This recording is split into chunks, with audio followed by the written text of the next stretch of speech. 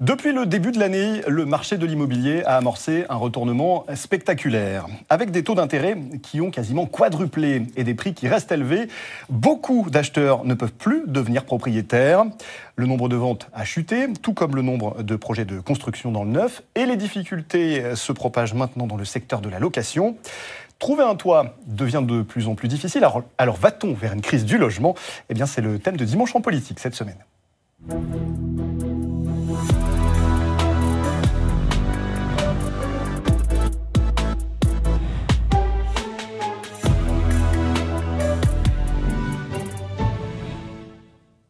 Bonjour à vous, bienvenue dans ce nouveau numéro de Dimanche en politique. 4 invités pour parler avec nous de cette question du logement. Christian Domas, bonjour. Bonjour. Vous êtes le président de la FNAIM Auvergne. La FNAIM, c'est la Fédération nationale de l'immobilier. Philippe Brunet-Deben, bonjour. Bonjour. Vous êtes le directeur général de l'Office. Vous représentez un petit peu le secteur du logement social avec nous sur ce plateau. C'est cela. Stéphane Roch, bonjour. Bonjour. Alors, vous êtes le président de la FPI Auvergne, la Fédération des promoteurs immobiliers. Donc, vous représentez ici la construction neuve, pourrait-on dire. Et puis, Paul Bourriat, bonjour. Bonjour. Vous êtes DGS au Conseil départemental du Puy-de-Dôme, directeur général du service. Et si je vous ai invité dans cette émission, c'est parce que vous tenez au Conseil départemental un observatoire du logement. Merci à tous les 4 d'être présents. Alors, pour poser un petit peu les bases de cette émission, on va commencer par écouter le ministre du Logement, Patrice Vergrit, qui était le mois dernier sur France Info et qui a décrit ainsi l'état du secteur. C'est un secteur en crise, indéniablement, aujourd'hui, avec la hausse des taux d'intérêt, avec l'augmentation du coût des matériaux, parfois aussi un certain nombre de maires à l'échelle nationale qui refusent un certain nombre de permis de construire. On est aujourd'hui dans une panne de la construction, difficulté pour un certain nombre de nos concitoyens d'accéder à la propriété, difficulté d'accéder au logement social, faute de production et de construction. Donc oui, c'est un secteur en crise. Christian Domas, est-ce que vous êtes d'accord ? Christian Domas, est-ce que vous êtes d'accord avec le ministre ? Est-ce que le logement est en crise aujourd'hui ? Le logement se porte pas très bien. Alors, une remarque sur ce qu'a dit le ministre, ça me fait penser un petit peu aux pompiers pyromanes.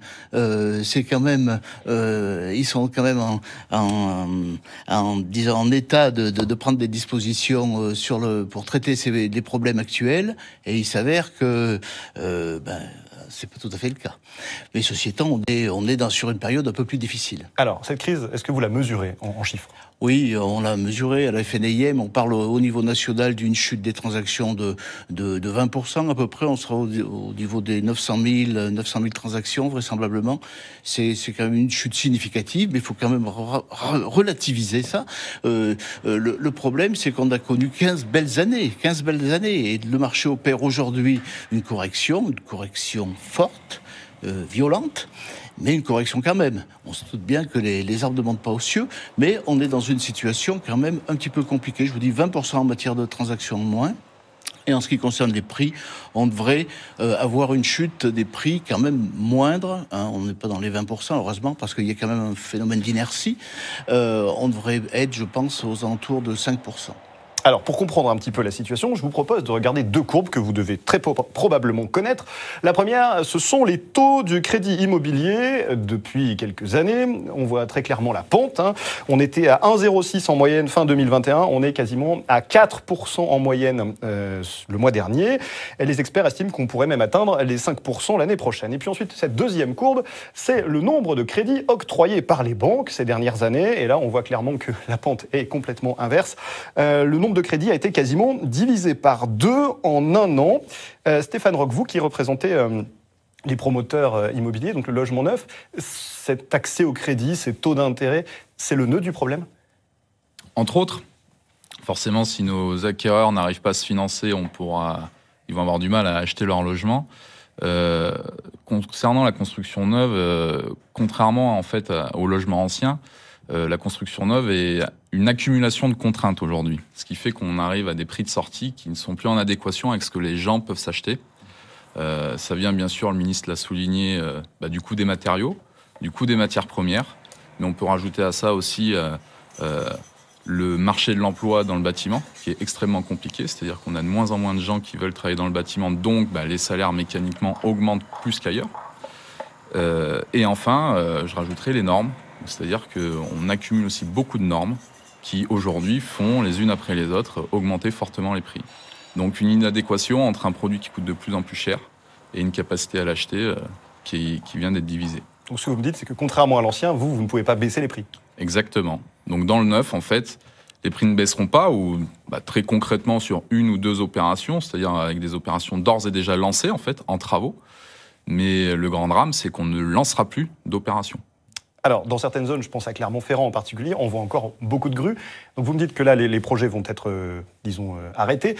C'est quoi? C'est l'existant qu'on voit aujourd'hui dans le paysage? Alors les projets ne seront pas arrêtés sur les grues en cours, c'est-à-dire que les programmes se termineront, voilà. Mais par contre, ce que l'on voit aujourd'hui en fabrication, c'est ce qui a été vendu il y a un an et demi. Voilà. Par contre, les nouveaux programmes, eux, vont se faire beaucoup plus rares. Alors, je me tourne vers vous, Philippe Brunet-Dauben. Vous représentez sur ce plateau le secteur du logement social. Est-ce que cette crise vous touche, vous aussi? Oui, le ministre l'a dit et je confirme ses propos. Nous sommes également touchés par la crise. D'ailleurs, nous sommes au cœur d'une chaîne de production de logements. Le métier d'un bailleur social, c'est à la fois évidemment de gérer un patrimoine. Pour nous, c'est 17 000 logements. Mais c'est aussi de construire, de renouveler l'offre, d'autant que notre modèle économique nous confronte aujourd'hui à l'avantage HLM et que nous devons en permanence renouveler le stock de production. Alors nous sommes, comme nos collègues, touchés par cette hausse des coûts de construction, par aussi l'impact des préoccupations environnementales qui font qu'aujourd'hui, construire un logement, c'est construire un logement qui est de plus en plus performant d'un point de vue énergétique. Mais notre modèle économique aussi nous confronte à une difficulté puisque nous sommes financés en partie par des prêts de très long terme, que ces prêts sont assis sur le livret A, et que vous savez très bien que le livret A a considérablement augmenté en même temps que l'inflation. Oui, son taux a été multiplié par 6. C'est exact. Il a été multiplié par 6 en très peu de temps. Heureusement, il a été plafonné.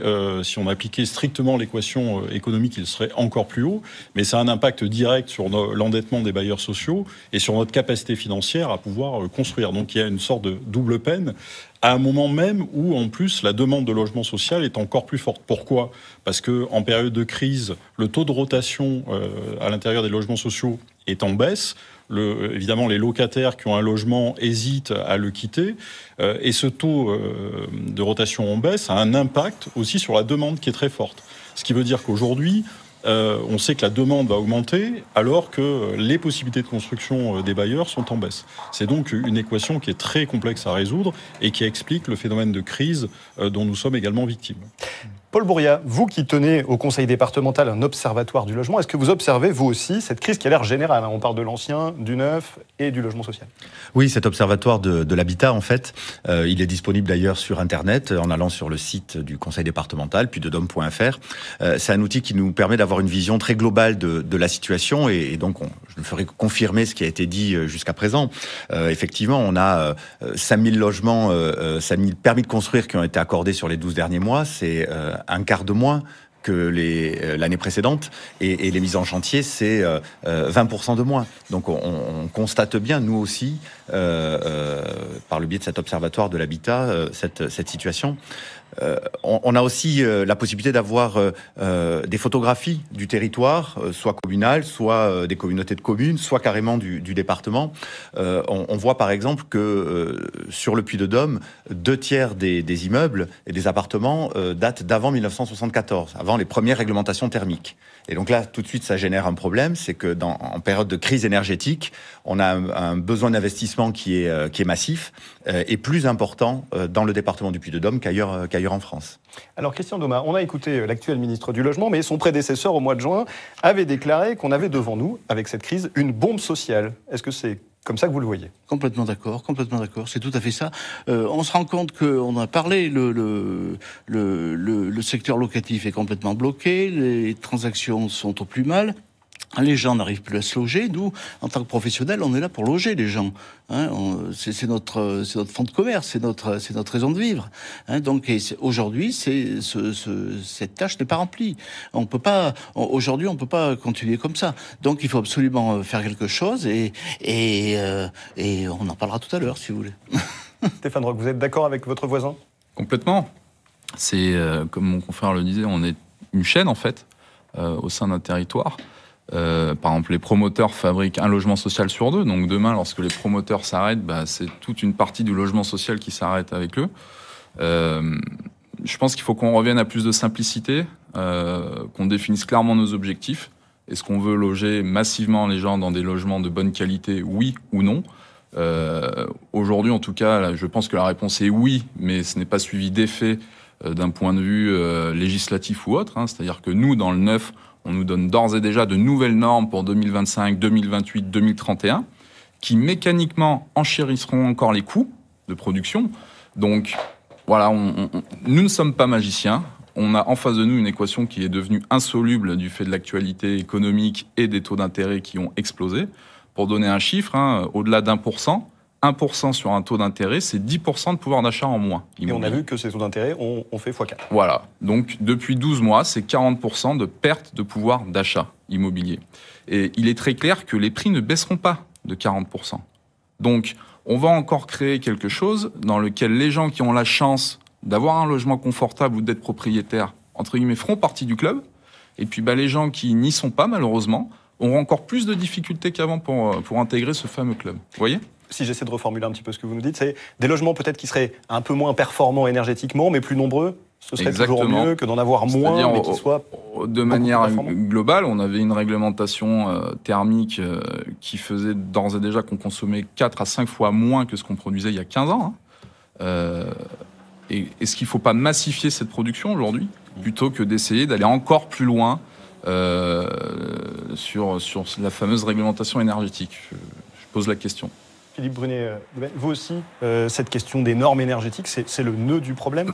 Absolument, absolument. Alors nous sommes plutôt en avance en général dans la construction de logements sociaux vis-à-vis de ces normes environnementales, mais nous sommes confrontés à des difficultés qui sont liées aussi à des lois récentes. On a parlé de la loi climat-résilience avec les fameuses étiquettes énergétiques et une contrainte forte évidemment pour les logements les moins performants avec une obligation de s'attacher à une réhabilitation de ces logements.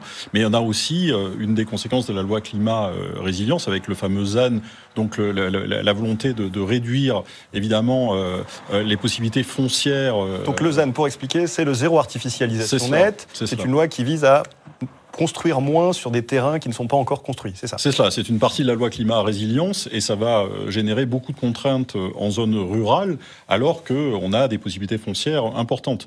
Donc l'enjeu, c'est qu'il va falloir essentiellement, pour résumer le ZAN, reconstruire la ville sur la ville, ce qui génère des coûts supplémentaires et on est dans ce cercle vicieux, cet engrenage négatif qui fait qu'on a une hausse constante des coûts alors que les besoins augmentent. Et c'est ça la difficulté. Donc nous disons au gouvernement, reconnaissons l'urgence, alors le ministre semble le dire, mais il faut que derrière ça se traduise par des mesures. Reconnaissons l'urgence de la crise en matière de logement et essayons de trouver des solutions. Et les solutions, souvent, elles passent par des solutions au plus près du terrain, au plus près des territoires. Et les bailleurs qui sont historiquement implantés sur ces territoires ont des solutions à proposer. Paul Bourriat, vous nous confirmez ce ZAN, ce zéro artificialisation nette, ça fait partie des freins?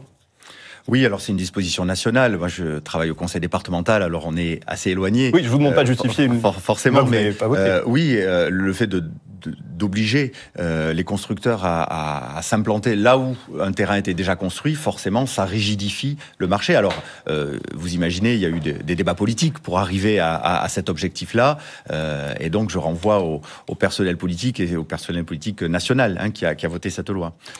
Stéphane Roch, pour vous, cette loi ZAN, c'est un vrai frein à la construction? On a parlé des taux, c'est le numéro 2 dans la liste? Alors, pour moi, la loi ZAN, je ne voudrais pas qu'il y ait de mauvaises interprétations de nos spectateurs. Aujourd'hui, la production neuve se fait d'ores et déjà en ville, c'est-à-dire là où il y a des équipements, là où il y a des services, là où il y a en fait de l'emploi. Et on est déjà en train de reconstruire la ville sur la ville depuis une trentaine d'années. La loi ZAN, c'est un problème finalement de ne pas pouvoir construire sur des terrains qui sont aujourd'hui agricoles ou non construits. Mais en fait, aujourd'hui, on ne construit plus sur les terrains agricoles. C'était peut-être vrai en Île-de-France dans les années 60-70. Et je pense que d'ailleurs, la loi ZAN a été érigée par rapport avec cette fausse idée qu'on construisait comme aujourd'hui, comme dans les années 60-70. Aujourd'hui, ce n'est absolument plus le cas. Donc la loi ZAN, concrètement, qu'est-ce que ça va être? Il y a deux grandes étapes, 2035-2050. Avec cette première étape en 2035, où les nouveaux plans locaux d'urbanisme, qui décrètent les règles de construction, doivent d'ores et déjà s'appliquer avec la loi ZAN. Et donc diminuer les capacités d'extension des communes. très bien, on est tous d'accord ici autour de cette table qu'il ne faut pas aller urbaniser la plaine de la Limagne. Mais ça fait 40 ans qu'on n'urbanise plus. Voilà. Par contre, la loi ZAN, dans son application à pleine puissance, je dirais, va nous empêcher, nous, promoteurs, qui fabriquons en ville, de fabriquer en ville. Alors en quoi cette loi va vous empêcher de construire dans des endroits qui sont déjà construits? Parce que nous, le principe de densification, c'est-à-dire très concrètement, on achète une maison avec un terrain qui est situé en ville, mais si cette maison a une emprise au sol de 100 mètres carrés et que nous faisons un bâtiment qui a une emprise au sol de 500 mètres carrés, nous devrons compenser 400 mètres carrés sur un terrain autre. Compenser, donc c'est-à-dire redonner à la nature 400 mètres carrés. Donc, si vous voulez, concrètement, ça va être extrêmement compliqué, ça va à nouveau renchérir le prix du foncier, et c'est surtout que cette appréciation se fera à l'échelle régionale. Donc, nous allons créer un effet pervers qui est que les zones dynamiques construiront, et les zones non dynamiques vont permettre en fait la compensation des zones dynamiques. Donc, on va en plus accélérer le phénomène de dédensification des zones rurales et autres, en fait. Donc, c'est ça la loi ZAN aujourd'hui. C'est pour ça que nous, promoteurs, on la regarde de manière assez circonspecte, parce qu'elle va nous empêcher de construire et elle va accélérer des choses qui aujourd'hui sont déjà mauvaises pour notre territoire. Christian Domas, pour vous donc, qui vendez des biens déjà construits, cette loi ZAN, elle a aussi un impact? Bien sûr, bien sûr. Tout ce qui pénalise les promoteurs et la construction, la production de logements neufs est pénalisant à terme pour l'immobilier ancien. Donc il y a une corrélation très étroite entre nos deux activités. De toute façon, on le voit nous en zone urbaine. On travaille beaucoup en zone urbaine, dans les syndics de copropriété. C'est une préoccupation majeure. Paul Bourriat, en préparant cette émission, vous m'avez donné un chiffre qui m'a interpellé, que vous avez trouvé dans votre observatoire de l'habitat. Dans le Puy-de-Dôme, 8% des logements du privé sont vacants. Alors, dans le contexte qu'on vient d'évoquer, ça peut susciter l'étonnement. Pourquoi il y a des logements vides quand on peine à en trouver? Ils sont sans doute plus adaptés aux besoins et aux envies des uns et des autres. On a vécu le Covid. Et ça a changé beaucoup de choses dans notre manière de vivre. Je pense qu'aujourd'hui, un logement qui n'a pas de terrasse ou en tout cas un balcon est un appartement qui a beaucoup moins de valeur. Parce qu'on s'est rendu compte qu'en période de confinement, tout l'intérêt que ça pouvait avoir, alors que dans les années précédentes, ce n'était pas le cas. La localisation peut-être aussi? La demande ne rencontre pas forcément l'offre. Oui, et alors on disait que les possibilités de construire dans des zones moins denses allaient être restreintes, et c'est un des problèmes, parce que c'est aussi dans les zones moins denses que le foncier est le moins cher, et donc c'est là où plus de personnes pourraient aller. Donc c'est un cercle vicieux en fait. Alors, on a fait un constat qui est quand même un petit peu sévère, on va dire, mais comment essayer de sortir de cette crise? On va essayer de trouver quelques perspectives d'avenir. Christian Domas, le gouvernement a annoncé des mesures récemment pour tenter de relancer votre secteur. Alors, ça, des prêts à taux bonifiés, un élargissement et une prolongation du prêt à taux zéro, est-ce que ça pourrait suffire? Je pense que ça ne devrait pas suffire du tout. C'est des intentions qui sont tout à fait louables. L'extension du PTZ, le développement du PTZ, c'est une bonne mesure. Tout ce qui va dans le sens de l'aide aux primo-accédants est toujours très favorablement reçu. Mais c'est tout à fait, ça représente pas grand-chose sur la globalité du problème. Qu'est-ce qu'il faudrait selon vous? Écoutez, il faudrait déjà que les dispositions du HCSF soient changées. Vous savez, l'organisme qui régit les taux d'intérêt, qu'on assouplisse les conditions d'octroi. Donc, peut-être prolonger la durée des prêts, peut-être aussi instaurer un principe de portabilité des prêts qui pourraient vous suivre toute la vie. Il y a un certain nombre de mesures qu'on pourrait envisager, mais on a vraiment cette histoire de PTZ, c'est vraiment tout à fait limitatif. Stéphane Roch, la sortie de crise passe par la fiscalité, par exemple, des incitations fiscales. On sait que, par exemple, le dispositif Pinel est sur le point d'être supprimé et oui. il permettait à un certain nombre d'investisseurs d'investir justement dans l'immobilier neuf. Exactement. En fait, je pense que pour sortir de cette crise, il faudrait que l'État regarde les choses de manière réaliste et pragmatique. Le logement aujourd'hui en France, c'est 90 milliards de recettes, 40 milliards d'euros de dépenses. Donc il y a un gain net pour l'État aujourd'hui de 50 milliards. Le Pinel fait partie de ça. C'est-à-dire qu'aujourd'hui, il est vilipendé parce qu'ils estiment qu'il coûte chaque année aux finances publiques, mais dans les faits, un logement Pinel rapporte 20% de TVA plus toute l'activité qui tourne autour. La deuxième chose, au-delà de l'aspect fiscal, parce qu'on ne va pas réduire le logement à un aspect fiscal quand même, c'est qu'il permet à des gens de se loger dans des logements neufs, à des plafonds de loyer dits modérés, parce que c'est ce qu'on appelle le logement locatif intermédiaire, et avec plafond de ressources. Donc ces logements, en plus, sont destinés à des primo-travailleurs qui démarrent dans la vie, qui cherchent un logement pour pouvoir travailler à proximité de là où ils vivent. Bon, première chose, regardons les choses telles qu'elles sont. Deuxième chose, donnons-nous les moyens de nos ambitions, c'est-à-dire que nous souhaitons produire du logement social, très bien. On nous l'impose par voie de servitude, achetons-le aux promoteurs au juste prix. C'est-à-dire que chaque logement qui est vendu aujourd'hui est vendu à perte chez les promoteurs. Donc forcément, il y a un effet de péréquation et on augmente le prix des logements qui restent à l'accession sur une opération. Mais monsieur vous dites qu'il a de moins en moins de moyens puisque le taux de ses emprunts a fait x6. Exactement. Donc indirectement, il y a une forme d'impôt sur les personnes qui achètent à l'accession quand il y a une quote-part de logement social, il faut le savoir. Enfin, mais il faut se dire les choses telles qu'elles sont en fait. Et on est d'accord parce que et des fois les promoteurs vont aussi chercher du logement auprès des bailleurs sociaux parce que ça permet de sécuriser les opérations et les choses fonctionnent ainsi. Mais il faut regarder les choses telles qu'elles sont, primo, et deuxièmement, être un peu plus simple, c'est-à-dire donner un cadre et une lisibilité, notamment aux investisseurs, aux faiseurs, pour qu'on puisse travailler sereinement. C'est-à-dire que nous, une opération, entre le moment où on la débute et le moment où on la livre, il se passe en moyenne 4 à 5 ans. Si tous les ans, tout est remis en cause parce que fiscalement, il y a besoin de faire des économies ou autres, on n'y arrive pas. Philippe Brunet-Debennes, pour le logement social, le gouvernement a fait un geste début octobre en annonçant un fonds de 1,2 milliard d'euros sur 3 ans pour aider les bailleurs sociaux à faire de la rénovation énergétique. Est-ce que ce sera suffisant ?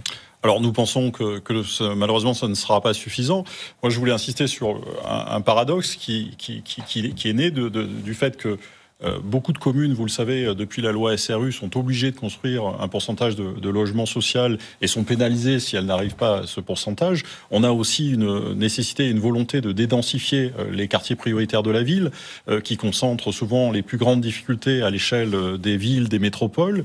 Et on a la plus grande difficulté aujourd'hui à pouvoir financer la construction, à la fois dans ces communes carencées et dans les zones les plus peuplées, les plus denses du territoire, où on a des concentrations importantes de population et des difficultés sociales croissantes. Donc c'est évidemment un problème de moyens. Je rappellerai que le mécanisme de financement du logement social en France est complexe. Il s'appuie sur des aides à la pierre et des aides à la personne, des aides personnalisées au logement, que les bailleurs ont été contraints depuis quelques années de compenser intégralement la baisse d'APL et que nous sommes quand même dans des situations financières de plus en plus contraintes. La contrepartie voulue par le gouvernement, c'est de favoriser et encourager la vente HLM, mais pour vendre des logements, il faut aussi évidemment réhabiliter le parc, construire de nouveaux logements. Et l'équation, je le redis aujourd'hui, même avec ces 1,2 milliard annoncés, est de plus en plus complexe. Et elle est complexe pour tout le secteur du logement social. Et je redis que nous sommes une chaîne. Nous travaillons avec les promoteurs sur des ventes en voie future d'achèvement. Nous travaillons avec l'ensemble du secteur de la construction. Et cette crise, elle pénalise tout le monde aujourd'hui. Donc je ne suis pas certain que malheureusement, ces annonces suffisent à sortir de cette crise. Paul Bourriat, du côté du conseil départemental, à votre échelle, vous lancez des expériences pour essayer de trouver des solutions à cette crise. Vous m'avez parlé avant cette émission des nouveaux modes d'habitat temporaire, d'habitat inclusif, mais aussi d'un dispositif qui permet de déconnecter la propriété du terrain de celle du bâtiment qu'on construit dessus. Est-ce que vous pouvez nous expliquer un peu ce que c'est ? Est-ce que ça pourrait changer ? Alors c'est une réflexion qui est menée par la vice-présidente en charge de l'habitat au département, Isabelle Vallée, et cette réflexion porte sur la création d'un office foncier solidaire qui serait une structure qui achèterait du foncier et vendrait la possibilité à des investisseurs ou à des particuliers de construire sur ce foncier. Mais l'office resterait propriétaire du terrain et les locations par la suite ou les échanges et les transactions se feraient uniquement sur la partie bâtie, avec des mécanismes qui permettent aussi de garantir que les prix restent modérés, parce que l'objectif, office foncier solidaire, c'est de permettre à des personnes, à des primo-accédants ou des personnes qui ont moins de moyens d'accéder à la construction et à la propriété surtout. Donc, mais je voulais dire aussi que ça, c'est une réflexion qui est menée, c'est un outil qui va être sans doute être mis en place dans les mois qui viennent. Mais pour soutenir la construction de logements, le département reste pas neutre. Il subventionne les bailleurs sociaux pour construire des logements, 2,5 millions par an. Il subventionne les bailleurs pour rénover les logements, la transition énergétique. Donc là, c'est 1 million par an. Et puis, il y a un autre outil qui me paraît important. Je pense que les gens connaissent maintenant sur le Puy-de-Dôme, ça s'appelle Rénovaction 63. Il suffit soit d'aller sur Internet, soit d'aller à la Maison de l'Habitat à Clermont, avenue de la République, le bâtiment qu'on connaît parce qu'il a sa façade qui est végétalisée. Et là, vous avez pour les particuliers de très nombreux conseils, et des conseils gratuits et des conseils objectifs, puisque nous faisons pas d'affaires là-dessus, pour rénover l'habitat. Merci beaucoup. En tout cas, j'espère qu'on aura fait le tour de la question et qu'on aura réussi à évoquer quelques perspectives positives et quelques propositions pour sortir de cette crise du logement. On arrive déjà à la fin de cette émission. Merci à vous quatre d'avoir accepté cette invitation. Merci. Dans un instant, Dimanche en politique continue avec Francis Letellier et son invité Marine Le Pen. Passez un très bon après-midi. À très vite.